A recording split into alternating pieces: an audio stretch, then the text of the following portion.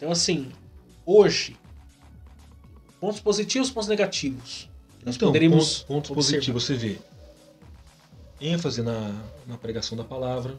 Somos pentecostais, temos uma ênfase na pregação da palavra. Acreditamos, vemos a manifestação dos dons espirituais. Inclusive, segunda-feira estava na oração com os baraques na nossa igreja sede. E Deus falou pela profecia. Então, pontos positivos. Os dons ainda estão atuantes. Aí você vê a pregação da palavra, a ação do Espírito Santo no ambiente de culto. Aí você vê a própria evangelização. Evangelização pelo poder do Espírito. Agora você vê pontos negativos. A gente vive muito na base de campanha. Pragmatismo. Muito à base de campanha. Então se tira o culto de ensino. Já é um ponto negativo para o pentecostalismo. Campanha enche o templo. Hoje nós vamos trabalhar com o Sermão do Monte, uma mensagem expositiva. Na campanha tinha 100. Você vai para o culto de ensino, tem 10. Então, ponto negativo, você vê mau uso dos dons. Tem culto aí que você vê que o culto é muito mais bagunçado, não tem começo, não tem fim. Falta de uma liturgia, de uma clareza do porquê estamos aqui. E qual que é a ênfase? Não, eu quero ser usado pelo Espírito Santo, mas calma aí. Tudo tem ordem e tudo tem decência. Uhum. Então, o que é ser usado pelo Espírito Santo?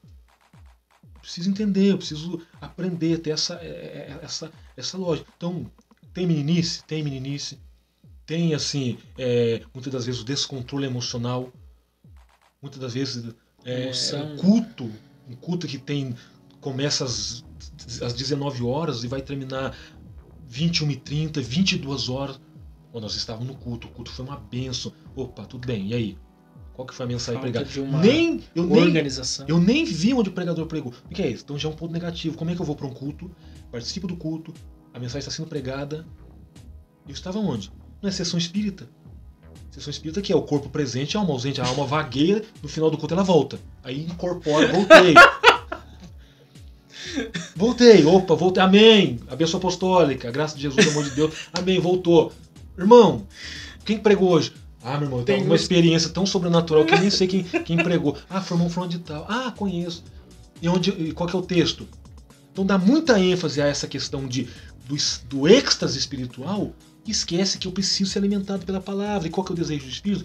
Que conheçamos mais de Jesus. A fala de Jesus, repetindo, Ele vos fará saber tudo acerca de mim. Pelo meio da Bíblia. O Espírito Santo não vai revelar outro livro, não. Ele vai usar a Bíblia. Inclusive vai dar clareza para o pregador, para explanar a mensagem contra a guarida. Então tem pontos negativos, tem vários pontos negativos que as pessoas querem defender. Por ser pentecostal, o culto tem que ser desorganizado. Por ser pentecostal, eu posso fazer o que eu quiser no ambiente de culto. Negativo. E o que eles dizem daqueles que são mais centrados, mais sérios? Um iceberg assembleano, sorveteriano, um frigobar, um Electrolux da Assembleia Não tem tanta unção assim. É frio. Mas a gente tem que entender também que gelo também queima. Gelo queima. Sim. Gelo também queima. Segura o gelo na mão. Então vamos lá. A questão teológica. A teologia, ela não esfria o crente. Ela só apaga o fogo estranho. Ela não esfria. Ao contrário, eu preciso... Na teologia eu conheço mais de Deus. Então eu chego mais perto de Deus. Sim, eu vejo assim como pontos positivos. Eu acho que o principal do pentecostalismo essa inclusão, desde o início, né? Existem trabalhos acadêmicos feitos na época, lá em 1906, em Los Angeles, né?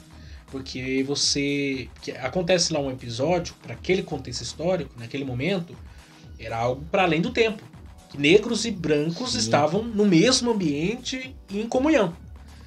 Que num país entre negros e brancos nem se relacionavam direito, né? Para aquele momento foi um ápice. Sim. E até os dias atuais, se você olha para o Brasil, o pentecostalismo atingiu quem? A classe baixa. Hoje o pentecostalismo está mais sofisticado, tá na prateleira de cima. Sim. Mas a verdade é que o pentecostalismo atinge todas as áreas e todos os segmentos da sociedade e incluiu todas as pessoas de todos os segmentos no contexto religioso. Sim. Porque, de modo que, sobretudo no nosso país, o analfabeto era o pastor. Sim. Muitos casos. E só... É lógico que existe o lado negativo disso, mas existe o lado positivo disso, porque mostra que você pode ser inserido dentro do contexto, pessoas são ser ressignificadas, a pessoa muitas vezes não tinha voz em outro contexto, passa a ter aqui, passa a ser aceito. É lógico que hoje a coisa está ficando mais complicada, mas existe um preconceito, existem igrejas de classe A, B, C, D, né? Começa a vir um preconceito nisso, mas desde o início eu vejo como essa inclusão de várias classes, essa coisa eu acho positivo. Segundo, a evangelização. Eu acho que ninguém evangelizou tanto como os pentecostais. Há uma sede de evangelizar, é um negócio assim inexplicável, essa fome de evangelizar. Sim.